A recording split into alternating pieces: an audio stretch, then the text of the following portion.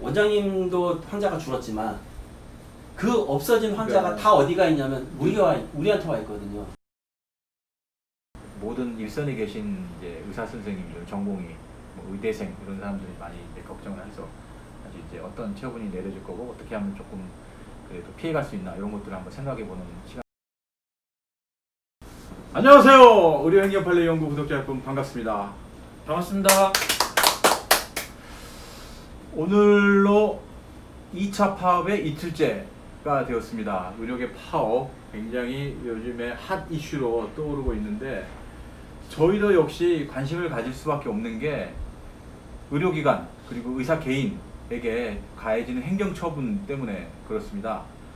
지금도 오늘 나온 그 행정처분에 대한 그 정부의 태도에 대한 그런 내용을 한번 간단하게 우리 정수님 브리핑 한번 해주시죠. 그 오늘 오후에 실은 정부에서 한 360명 정도 되시는 그 전공의 그리고 펠로우 선생님들을 대상으로 해서 고발장을 접수하겠다라고 얘기가 나왔었는데 네. 그랬는데 한 5시 즈음 정도에 그 정부 저도 이제 기사에서 본 건데 정부에서 고발을 하려고 했던 거를 처리하겠다라고 예. 기사가 나온 것까지가 오늘 제가 봤던 마지막 편입니다. 아, 예, 정부도 고민을 많이 하다가 처리했을 텐데 행정명령을 발했는데 명령 거부가 됐으니까 59조에 의해서 이제 고발하겠다 그 내용이잖아요. 맞습니다. 그런데 이제 지금 일선 의료기관들하고 의사 선생님들이 많이 이 질문으로 올라오는 것 중에 하나가 나는 명령장을 송달받지 못했다라고 이제 주장하는 분들이 굉장히 많거든요.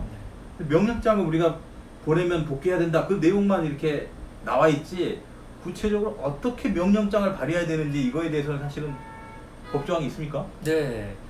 이게 지금 많은 분들은 그 소문으로 무성하게 보도를 통해서 인류가 업무 개시 명령을 하면 된다 이렇게 잘못 알고 계신 분도 계시고 또 어떤 분들은 SNS로 보내면 된다 이렇게 또 잘못 알고 계신 분들이 많습니다. 하지만 행정절차법에 보면은 행정처분은 원칙적으로 문서로 하도록 되어 있습니다. 따라서 이 업무 개시 명령 같은 중차에 대한 행정처분을 하면은 개개 의사 선생님들이 반드시 수치하실 수 있도록 문서로 해야 할 것입니다. 그리고 문서를 한다 그러면 결국은 민사소송법상에서 송달이라는 그런 개념을 우리가 생각하지 않을 수가 없는데 네. 이 명령장이 보통 종합병원 이제 전공의 얘기를 주로 하다 보면 종합병원 대학병원으로 이제 명장이 발송되는데 병원장 의료원장 이름으로 이제 들어가잖아요. 네. 그러면 개개 전공의 A 전공의 B 전공의는 못 받은 거 아니야 아직. 네. 그렇죠. 어떻게 생각해요? 송달이 됐다고 보니까 그 경우 그러니까 거기까지가? 예를 들어서 송달 장소에 거기까지만 도달이 되면은 그거를 일반 자기의 아파트라든가 이런 식으로 자기 사적 공간이라면 그게 충분히 인정될 수 있겠지만 병원이 뭐 대형 병원이고 대학병원 이런 데인데 병원에 도달했다는 것만 곧바로 인정되기 조금 어려운 면이 있는 건 사실입니다.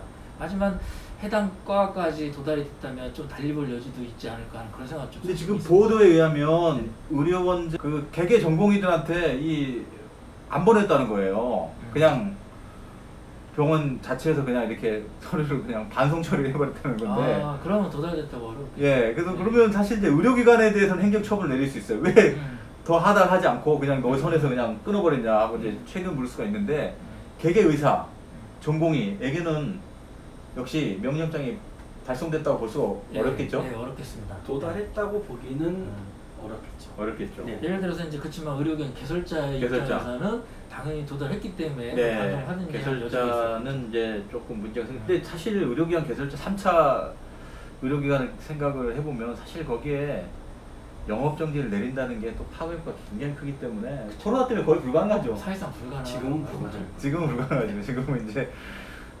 복지부에서도 막 속이 불불 끓어도 지금은 어떻게 할 수가 없을 것 같아요. 의원 원장님이신데 이제 그 우편물을 거기까지 보냈단 말이에요. 사실 그거는 이제 작은 의료기관이고 송달이 거의 됐다고 봐야 되잖아요. 그쵸. 예, 우리 민사소송법에서 송달이라고 하는 거는 그 집의 영역까지만 가면 되는 거지 그 사람이 직접 복수를 까서 네. 보고 이것까지는 그쵸. 요하지 않는다라는 게 이제 예, 맞습니다. 판례 입장이기 때문에 송달이 된 거예요. 근데 재밌는 거는 또 지금 막 질문들 중에 하나가 내가 그 명령장을 받고 와서 1시간 동안 환자 보고 일을 했다. 그다음에 다시 나갔다. 이걸 또 주장해요. 그럼 나는 일단은 명령에 따른 건데 나를 처벌하면 안 되지 않냐 또 이런 주장이 있던데 그거 어떻게 생각하세요? 1시간 일했어. 환자 5명 보고 또 나와버렸어. 근데 상당히 재미있는 얘기긴 한데 업무에 제가 볼 때는 이거는 해석의 여지는 분명히 있습니다. 하지만 그거를 곧바로 업무에 복귀했다라고 이렇게 해석하기 좀 어려운 면도 있다고 봅니다. 반면에 어쨌든 간에 물리적으로 시간차를 두고 업무에 복귀했다 이런 입장도 충분히 있을 수 있습니다. 하지만 제 이제 개인적인 이제 객관적인 법률가 입장에서 볼 때는 그 해당 그 처분의 상대방이신 의사 선생님께서 상당한 시간 정도는 복귀하셔서 진지하게 일을 하셔야지만 업무에 복귀했다고 해석할 여지가 많이 있습니다. 한 시간 정도는. 그럼 이렇게 될까요? 그러면 네. 이제 집에 있는데 뭐 받았어. 명령장 집으로 우편물이 왔어. 받았어. 그리고 이제 오후에 갔어. 오후에 6시까지 일을 했어. 다음날 또 안 나갔어. 뭐 어떻게 될까요? 그러니까 같은 얘기인데요. 그게 물리적으로 뭐 예를 들어서 5시간을 기준한다면 뭐 4시간 59분까지인데 뭐 이렇게 그 해석하는 것이 아니라 어떤 그 종합적으로 볼 때에 해당 의사 선생님의 전반적인 태도라든가 업무 수행의 정도, 실제로 복귀해서 하는 업무 수행 이런 내용을 종합해서 판단해야 할 일이지 단순히 시간적인 개념으로 잘라서 복귀했다 안 했다라고 해석할 여지는 아닌 것 같습니다. 그러니까 같은 물리적인 시간을 복귀해드려도 어떤 분은 복귀 안 한 걸로 간주될 여지도 있고 또 일시적으로 이제 모양만 갖추신 분 얘기죠. 어떤 분은 진지하게 복귀를 해서 하려고 하는데 또다시 예를 들어서 협회에서 공문이 날라와서 그게 따랐다 이런 부분은 또 이제 복귀했다고 볼 여지도 있는 것이죠. 네, 그렇게 놓고 보기는 그것도 약간 이제 한계는 좀 아유 있을까 봐요. 어려워요. 생각이 좀 이거는 드는 어차피 게 법원으로 가도 예를 아주 들면, 어렵습니다. 그러니까 예를 들면 이제 전공의가 좀 많이 있는 그 대형 병원들 같은 경우는 실제 전공의들이 그 일은 안 하지만 병원 안에 대부분 또 머물러 있는 경우들이 있고 대신에 네. 그분 중에 또 일부가 나와서 그 밖에서 네, 간접적인 시위를 한다든가 네. 피켓팅이라든가 피켓팅, 예, 아니면 시위. 이제 침묵 시위 예. 이런 시위를 그러니까 하루 종일 하는 것도 아니고 잠깐 한두 시간 정도 하다가 또 다른 사람들이 와서 교대를 하고 이런 식으로 이제 쉽게 말하면 스케줄 표화해서 그러니까 돌아가면서 하는 그런 경우들도 있는데 그러면 엄밀하게 얘기하면 이분들 같은 경우는 그 실제 본업에 들어가지 않았다 뿐이지 병원 안에도 있었고 그리고 실제 이분들이 엄밀하게 외부적으로 놓고 봤을 때 일을 안 했다고 보일 수 있을 만한 거는 티켓팅을 하고 서 있는 이 정도 일 경우만 제가 보기에는 거의 뭐 일 안 했다고 볼 수 있을 부분이지 이분들이 아예 그냥 다 손 놨다 이렇게 얘기하기는 좀 현실적으로 또 어려운 부분이 또 있을 거예요. 맞아요. 사실은 명령장이 발송이 됐지만 이제 파업이 아니고 예를 들면 태업 형태로 한다. 야 이거 어렵죠. 그렇죠. 태업 형태로. 그래서 제가 보기에는 그 이번에 지금 진행되고 있는 그 2차 파업 형태가 기존하고 좀 많이 다른. 아 지금. 예, 그러다 보니까 온갖 이제 꼼수라고 얘기하면 꼼수고 예. 어떻게 보면 좀 지능화돼가는 이제 우리 부분이 정 있는 선생님이 것 같은데 기존하고 많이 다르다는 게 그 기존이라는 게 사실 우리가 보는 거의 입장에서는 예, 의학분업 2000년 그 사건밖에 없어요. 사실 그때도 지금처럼 치열했고 굉장히 물러서지 않는 그런 맞습니다. 아주 팽팽한 대결이었는데 맞습니다. 지금은 변수가 하나 더 있는 게 코로나예요. 예. 그 전공의들도 코로나 업무하는 친구들은 일을 해요. 중환자실, 응급실을 일을 해요. 나머지 전공의들이 지금 이제 돌아가면서 이제 시위를 하고 있는데 또 재밌는 게 뭐 지금 여의도에서 모이진 않잖아요. 옛날에는 맨날 여의도에서 모이고 그러니까 하루하루 매일 그 땡볕에 나가갖고 막 또 그때 당시 겨울이었던가 그게 힘들어요. 현장에 모여야지. 지금은 현장에 모이진 않잖아요. 1차 파업은 뭐였었죠? 1차 파업은 이제 모였죠. 예. 1차 파업 모였는데 2차 파업 때는 사실은 코로나가 50명 이내로 좀 잠잠했던 시절이기 때문에 좀 다른데 지금은 300명이 넘으니까 이 의료인 입장에서도 이렇게 모이는 거는 이제 자제를 하면서 이제 사실은 안 보이는 곳에서 지금 파업을 한단 말이에요. 이게 특이하죠. 맞습니다. 그래서 사실 전공의들 입장에서는 피곤하지가 않아요. 사실 파업이라는 게 막 한 자리에 모여가지고 땅바닥에 앉아서 있고 땡볕에서 막 계속 들고 있고 구호 외치고 이러다 보면 하루 딱 하잖아요. 그러면 진이 빠져가지고 다음날 와 또 가야 되나 뭐 이렇게 굉장히 걱정이 되는데 지금은 그냥 병원만 안 나가면 되거든요. 그냥 집에만 가만히 있으면 벌써 파업이니까 사실 굉장히 파업의 형태가 이 장기화가 됐을 때 체력이 좀 남는다는 그런 장점이 있어요. 오래 갈 것 같은 그런 국면이에요. 그런 싸우는 형태나 아니면은 그 시위하는 형태나 이거 자체가 기존하고는 좀 많이 다르다는 측면에서 맞아요. 네, 그래서 저는 이전하고 다르다고 네. 얘기 드린 거였거든요. 지금 오히려 전공의들이 인터넷으로 굉장히 열심히 막 그 자신들의 그런 그 생각들 이런 것들 피력하고 그러면서 어떤 인터넷 파업 또는 온라인 파업 뭐 이런 느낌이고 현장에서 막 대규모로 모이는 그런 오프라인 파업 같은 건 아니라서 맞습니다. 독특한 형태로 지금 이루어지는 것 같아요. 파업이. 맞습니다. 지금의 모양새를 보면은 반드시 뭐 과거의 예전 처럼 그 현장에 모여야 하느냐 그거 이상의 지금 어떤 그 규모라든가 이런 파워를 과시할 수 있는 그런 상황이 된 거죠. 인터넷 사회가 됐고 이제 IT 과학기술 발달함에 따라서 어떤 어떤 대응 방법도 좀 예전과 비교해서 분명히 달라진 점이 있고 그렇다고 파급력이 그보다 낮아진 건 아니고 그렇게 새로 이제 바라볼 수는 있습니다. 이제 내일이면 이제 마지막 날이라서 사실은 이제 이번 또 과정은 이제 잘 끝날 것 같긴 하고요. 내일 갑자기 정부에서 또 큰 뭐 행정처분을 내리면서 또 사건을 더 복잡하게 만들 것 같진 않아요. 왜냐하면 지금도 굉장히 팽팽하기 때문에 행정처분을 어떤 한 사람 뭐 누구 전공이 뭐 아니면 한 의료기관을 딱 때렸을 때 옆에서 그 파급 효과가 또 대단치 않습니까? 그래서 이게 마음으로는 행정처분을 내리고 싶어도 사실 실질적으로 행동에 옮기는 게 쉽지가 않고 내일 또 하루밖에 안 남았단 말이에요. 내일을 어떻게 생각하세요? 내일 혹시 큰 처분이 내려질까요? 글쎄요, 저는 요 관련해서 지금 말씀 주신 것 관련해서 좀 말씀드리고 싶은 게 지금 코로나가 지금 이제 어떤 격상되는 그런 중차대한 시기단 말이에요. 이렇게 중요한 시기에 왜 이런 갈등 국면을 조정을 해야지 되는 것인지가 참 국민 한 사람으로서 정말 안타까운 마음이 많이 들고 내일 그런 기조라면 내일 뭐 더 양적 측면이 충돌하는 이런 분위기로 확산되지는 않을 것이다. 그리고 그게 제가 바라고 싶은 마음이기도 하고 예측이기도 합니다. 그거는 모든 사람들이 현재로서는 다 바라고 네. 있는 그런 마음이 그러나 뭐 아무도 모르죠. 아유 어찌됐든 간에 그 3단계로 올라가게 되면은 근데 이제 분명히 모든 정선이 게 얘기했지만 분명히 이제 3차 파업이 사실 있단 말이에요. 2차 파업까지는 사실은 이제 양쪽이 그냥 으르렁거리기만 했지 뭔가 결정적인 게 없이 그냥 끝났단 말이에요. 3차 파업 한 9월달이나 10월달 할 텐데 그때는 사실은 일주일 정도 할 것 같습니다. 사실 그때가 이제 굉장히 큰 고민일 것 같아요. 그때 당시 때 이제 코로나가 좀 잠잠하면 또 모를 것 같고 또 더 창궐하면 또 다른 또 국면이 될 것 같고 상당히 국민적 관심도가 굉장히 높은데 저희는 이제 의료기관과 의사 선생님에게 가해질 수 있는 행정처분 과연 어떤 게 있고 또 어떻게 내려질 건가 이런 거에 대해서 좀 얘기를 하고 있는 중입니다. 의사협회에는 지금 벌써 조사가 시작됐다고 하더라고요. 언론에서 혹시 보셨습니까? 네, 봤습니다. 예, 맞습니다. 어떤 부서가 나갔었죠?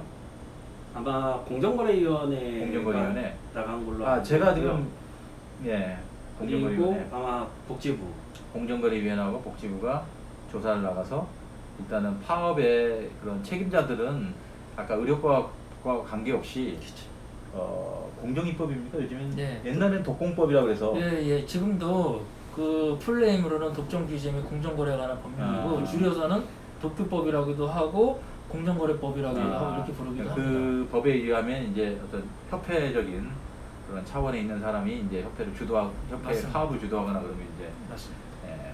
과징금, 그다음에 집행부는 또 형사 맞습니다. 판결까지 받아야 되는 상황인데 어쨌든 뭐 의협 회장님 다 뭐 이렇게 뭐 언론 보도에 의하면 뭐 감옥 갈 각오를 하고 나는 시작했다라고 이렇게 하기 때문에 사실 굉장히 양쪽이 아주 힘든 싸움을 좀 하고 있는데요. 사실 이제 저희는 뭐 집행부를 걱정하는 건 아니고 모든 일선에 계신 이제 의사 선생님들, 전공의, 뭐 의대생 이런 사람들이 많이 이제 걱정을 해서 사실 이제 어떤 처분이 내려질 거고 어떻게 하면 조금 그래도 피해갈 수 있나 이런 것들을 한번 생각해보는 시간입니다. 이제 마지막으로 이제 학생들에 대한 얘기를 좀 해야 될 것 같은데요. 학생들이 여전히 응시 거부를 하고 접수기가 다 끝났다고 해요. 네. 어떻게 다시 행정청에서 다시 접수기간을 늘리고 이런 게 가능합니까? 만약에 글쎄요, 지금까지 선례를 보면은 그런 경우는 이제 쉽지 않다 이렇게 예측을 할 수는 있고 지금 이게 응시생들만의 문제가 아니라는 점을 좀 유념을 하셔야 할 것 같습니다. 그 부분은 좀 한번 말씀 한번 해주셨으면 그리고 한 가지가 더 있는 게요. 청와대에 글이 올라간 게 하나가 있는데 시험에 응시하지 않은 학생들에게 다시 재시험에 그러니까 올해 다시 재시험의 기회를 주는 거를 하면 안 된다라는 청원. 취지의 청원이 지금 네. 올라가 아, 10만 몇 명 병에. 아니요. 지금 25만이 넘었단 25만. 말이에요. 아. 예, 벌써 25만이 넘은 상태다 보니까 아마 근데 이제 청원도 청원이지만 사실 국민의 일반적 행동의 자유권, 행복 추구권 이런 거 있지 않습니까? 나는 금년에 응시하기 싫다. 사실 이런 것 자체를 청원이 아무리 많아졌다고 해서 할 수 있을까요? 그러게요. 저는 이 국면에 진짜 대단히 중요한데 큰 그림을 그리셨으면 좋겠어요. 이게 정부와 어떻게 보면 의료인, 의사들 간의 이건 충돌 문제가 아니라 이걸 바라보는 국민들이 이게 본인들에게 불리익이 간다고 생각하니까 방금 말씀하신 대로 이게 게시판에 글도 올리고 한단 말이에요. 네네네. 그래서 이런 부분이 어쨌든 간에 정부에서 큰 그림으로 끌어안고 가고 충돌이 일어나지 않게 조화롭게 했어야 하는데 그걸 못한 부분을 저는 좀 지적을 하고 싶어요. 아니, 큰일이에요. 근데 실질적으로 내년에 의과대학 졸업생들이 의사면허를 안 받는다. 사실은 1년 내내 파업이 일어나는 거라고 똑같은 상황이 돼버리는데 그렇잖아요? 그쵸. 네. 힘들면 저희가 힘듭니다. 다 힘듭니다. 국민들도 힘들고 다 힘듭니다. 그래서 김 변호사님이 만약에 네. 뭐 중재자가 됐다, 네. 중재자가 됐다 그러면 한번 어떤 중재안을 내놓겠습니까? 글쎄요, 그 중재라고 얘기하셨는데 정말 어려운 문제고 저는 이 부분이 애초부터 저는 이렇게 충돌이 가지 않도록 그렇게 오히려 그 고민하고 심사숙고하지 않았을까 그런 생각을 좀 해보고 싶습니다. 충돌이 된 다음에 중재라고 해결하는 것도 좋지만 원칙적으로 이거는 국민적 합의하에 가야지 되고 그럼 공급자가 됐든 공급자는 공급자대로 입장을 발표하고 수요자는 수요자대로 입장을 발표하고 이거를 공청회라든가 충분한 의견 수렴 절차를 거쳐서 진행해야 할 일이지 그냥 그 밀어붙이는 일은 좀 아니지 않을까 하는 생각을 사실 있습니다. 네. 의대 인력 증원에 대한 부분은 실은 상당히 오래전부터 검토를 예. 해왔었었고 예. 이게 이제 지금 정권 들어와서 검토를 시작했던 게 아니고 예. 이미 거의 한 10년 정도 전부터 이미 그렇죠. 검토는 되고 예. 있었고 이제 다만 이제 한 가지 좀 아쉬움이 있는 거는 왜 코로나가 한참 창고를 하고 있는 예. 이 시점에 그거를 갖다 꺼냈는지는 저도 약간 예. 의문이기는 하지만 예. 어찌됐든 간에 그 모르겠습니다. 현재 시점에서 놓고 봤을 때는 아마 지금이 정부 입장에서는 그 의사가 부족하다라는 거를 어필할 수 있는 아마 기회? 좋은 시점이다라고 예. 아마 그렇게 판단을 한 게 아닌가라고 생각은 그렇게 하고 있습니다. 그러니까 같은 맥락인데요. 이게 과거에 평온하던 시절 그때도 정말 심사숙고하고 상당히 고민을 많이 해서 결국엔 안 하는 게 좋다는 취지로 이루어지지 않았던 부분인데 지금처럼 이렇게 국민들이 꼭 의료적인 이런 서비스를 받아야 할 이런 상황에 이런 갈등 상황으로 몰고 간다는 것은 사실은 정부에게도 책임이 있다고 저는 우리 채널에서 오늘 이 의료계 파업과 관련된 그런 또 행정 처분에 대해서 한번 또 좀 실질적인 면에서 한번 고민들을 해보고 의견 토론했습니다. 여러분들이 이 그 내용을 보고 또 여러분들이 파업에 적극적으로 참여하든 또 조금 마음속으로만 지지하든 어쨌든 간에 좀 도움이 되셨기를 바라겠습니다. 오늘은 이상으로 마치겠습니다. 네, 감사합니다.